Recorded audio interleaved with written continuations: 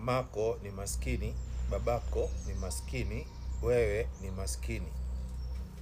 Unafanya nini kuepukana na umaskini? Niambie.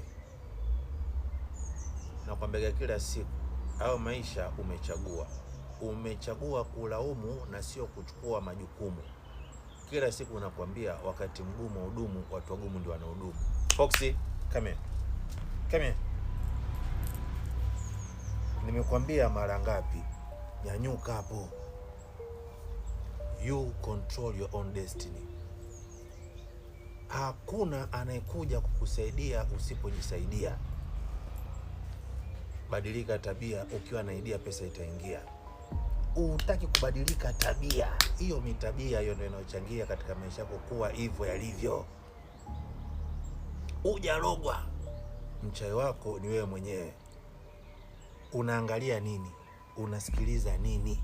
Unafanya nini? Ukipanda pumba utavuna pumba. Ukitaka kuvuna matunda, panda mtunda, ushughulikie, unyunyizie maji, utavuna matunda. You reap what you sow. Kila siku nakwambia. Utachagua wewe.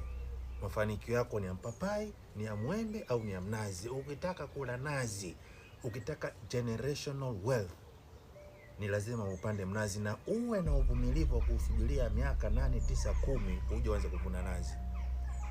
Unataka vitu haraka haraka, panda mpapai. Miezi kadhaa imetoka hiyo. The depth of your struggle will determine the height of your success. Big goals, big struggle. Small goals, small struggle. Chaguo ni lako mzee baba. Hii utoshea utolike kwa sababu nimegonga kwenye mshono, kwenye mfupa. Nataka kusikia. Nenda kwenye Instagram yangu hapo, kuna link, click hiyo link. Hapo ndo nitakapowafundisha kuishi kitulisti, kuishi kiume. Acha kupelekeshwa na misia, tumia akili. Uza hisia, nunua akili. Kenge.